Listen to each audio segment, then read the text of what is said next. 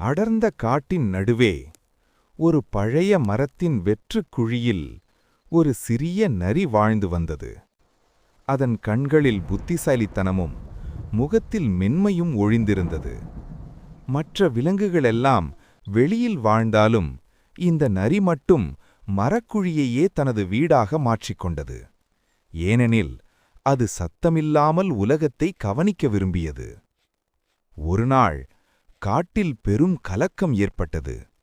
வேட்டைக்காரர்கள் வந்திருந்தார்கள். மான்கள் ஓடின, முயல்கள் நடுங்கின, பறவைகள் பறந்தன. ஆனால் அந்த நரி ஓடவில்லை. மரக்குழிக்குள்ளிருந்து அமைதியாக எல்லாவற்றையும் கவனித்தது. வேட்டைக்காரர்கள் சென்ற பிறகு பாதுகாப்பான வழிகளை கண்டுபிடித்து மற்ற விலங்குகளுக்கு மெதுவாக சொல்லிக் கொடுத்தது. அந்த நாளிலிருந்து காடு நரியை ஓடித் தப்பிப்புவன் என்று அல்ல, அமைதியாக யோசிக்கும் புத்திசாலி என்று அழைக்கத் தொடங்கியது.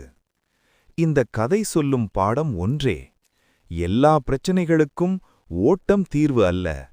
சில நேரங்களில் அமைதியும் கவனிப்பும் நம்மை காக்கும் பெரிய சக்தியாக மாறும்.